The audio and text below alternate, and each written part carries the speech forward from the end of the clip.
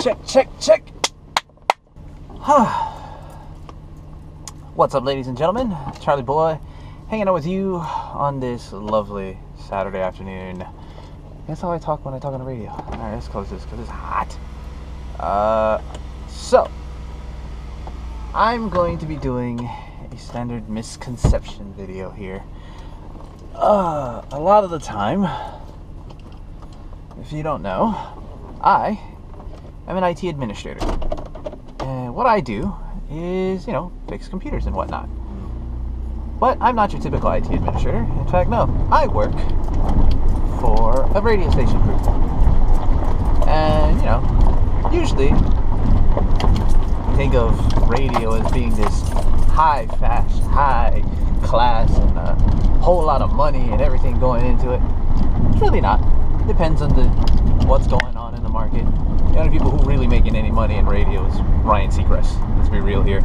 That and Howard Stern. But in this case, a lot of us IT administrators and engineers get a lot of flack because we're not necessarily seen as someone who's always in the office. We're always out doing something or not really doing much of anything. Or somebody sees me in my office, I'm sitting at my desk doing my job and working. I'm sitting down all the time. Well, here's the brick in the window to break all those misconceptions.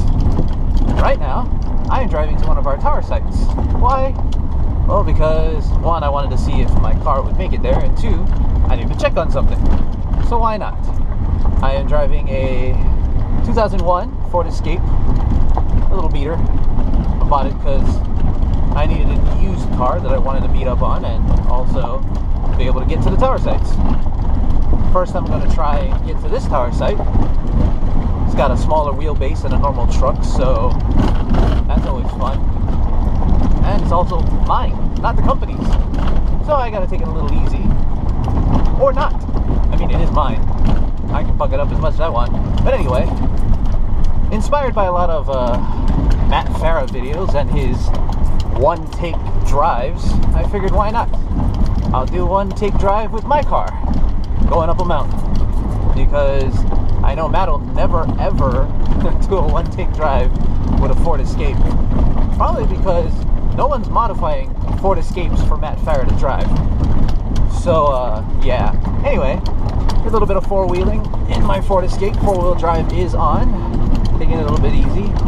Now, to break some of those misconceptions, a lot of time people are just like, oh my goodness, getting to the towers is so dangerous, and and that seems so scary.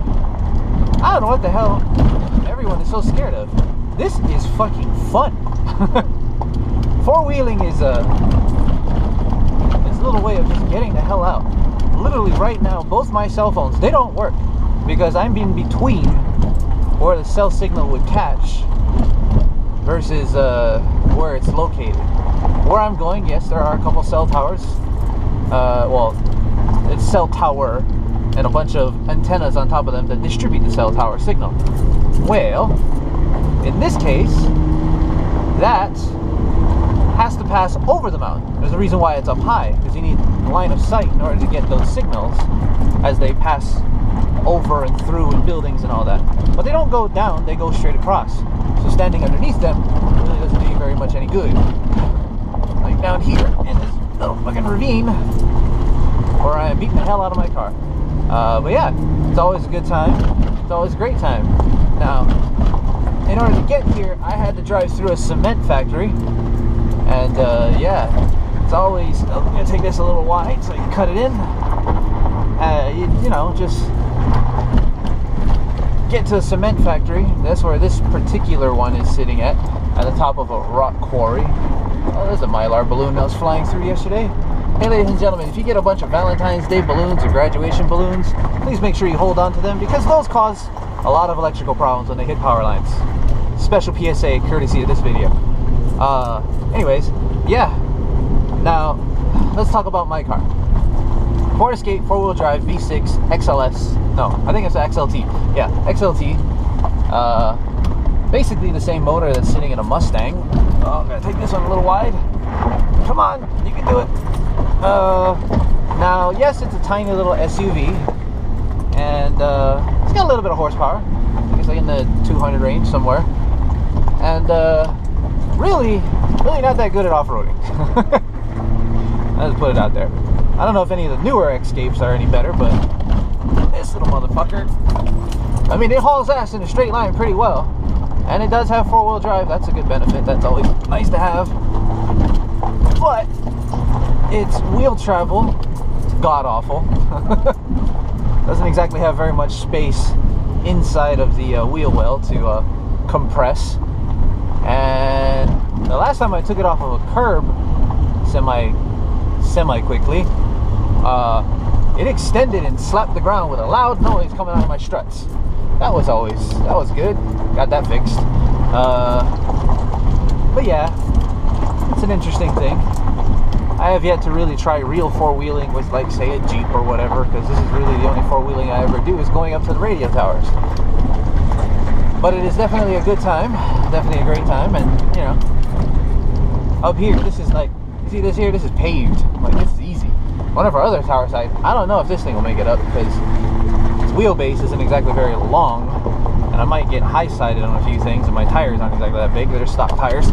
Oh, god damn it.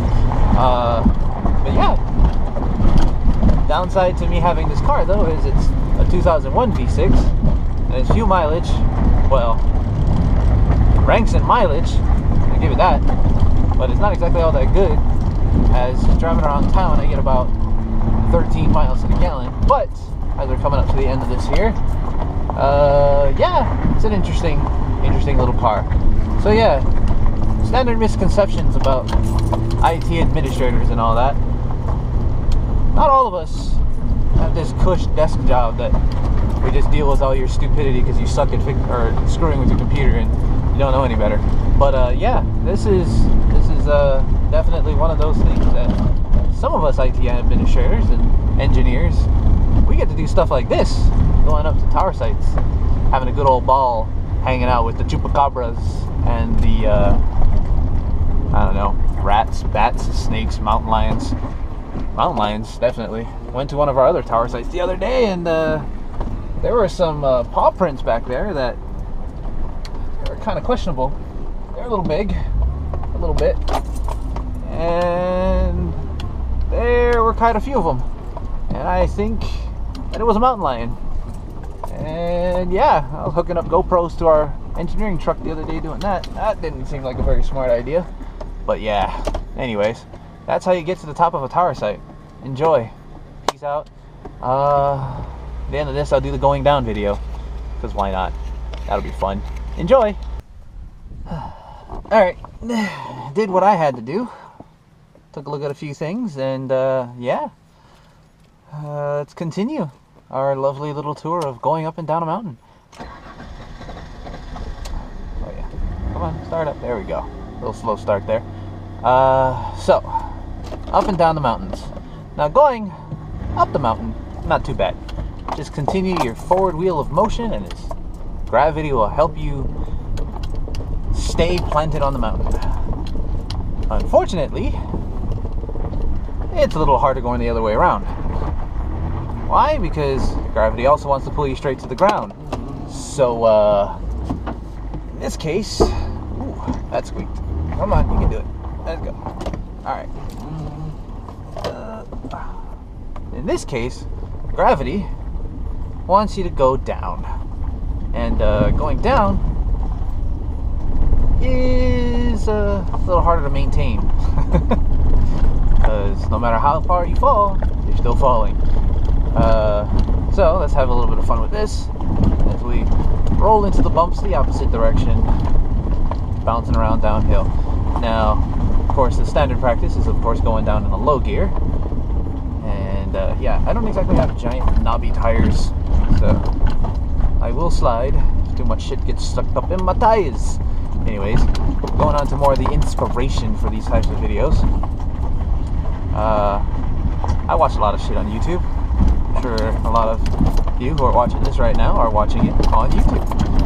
And yeah, it's always good times to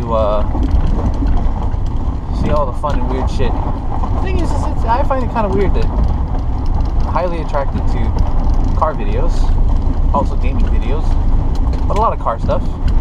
It's always good times. Oh, okay, so we're gonna come around this turn here, bounce into this hole. Oh, and yeah. Brakes on this thing, not the greatest in the world. They are disc brakes all the way around, but I think one of my rotors is warped, as I can tell by slamming on the brakes sometimes. So a true test to some of these types of vehicles and four-wheel drive cars. A lot of them, if they are just 4x2s, is what I believe the term is, or 2x4s, which gets confused with wood, you have to switch them on.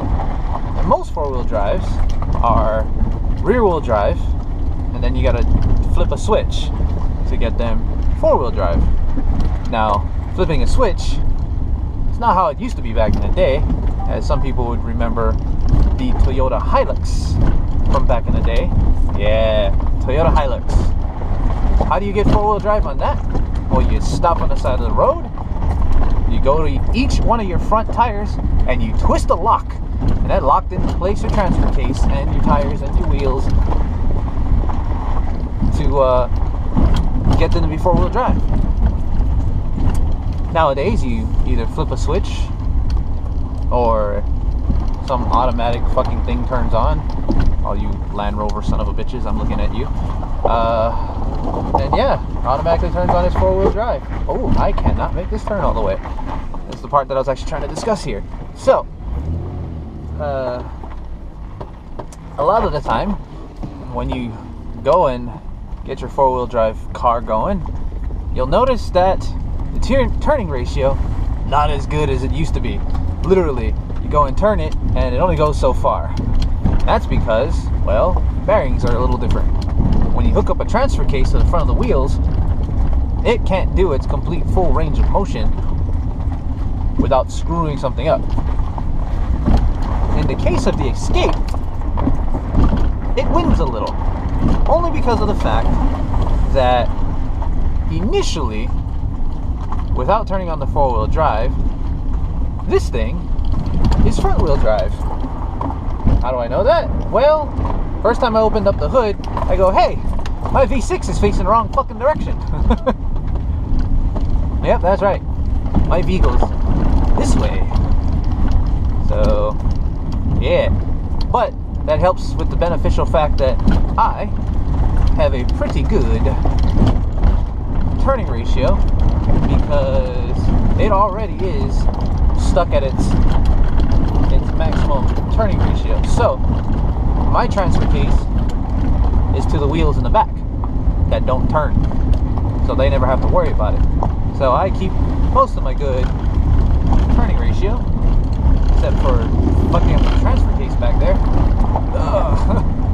But it's still a good time. Oh, other thing about the Escape, I don't know if it's just my struts or my shocks, but I did blow a tire once a long time ago. And yeah, when I went to go change the tire myself, which a lot of people gave me shit for because I have AAA, the wheel drops all into the fucking ground. Yet they give you one jack to jack up your car with. So as I took my wheel off, my brakes were hitting the ground. I don't know if that's a good travel distance or a bad travel distance, but this motherfucker needs a little bit more support when you take the goddamn wheels off. But yeah, all in all, if I had enough money, I would do this four-wheeling thing as a hobby way more often. Go find more trails to go have some fun on, and bounce around in something with a lot more bigger knobby tires. Of course, I'd like to find a way of making gas cheaper, or at least less polluted to the world. But I mean, we all have our simple pleasures, and it's California, let's face it, everyone likes to drive. Anyways, coming up to the end of the road, before I turn all this shit off so I don't be filming the construction site, or not the construction Quartzsite with a rock quarry. But yeah, that was a quick thing of me driving up and down a mountain. I don't know if it's quick or not, or you just enjoyed watching me on my face on this video, but hey, it's good times. And yeah, hope to see y'all again. Stick around. More stupid shit will be coming here, like dumb gaming videos and all that other shit. Maybe I should just start vlogging. I don't know. I'm cute, aren't I? Right? I am, right? Okay. Yeah then. Peace out. Bye-bye. Aloha.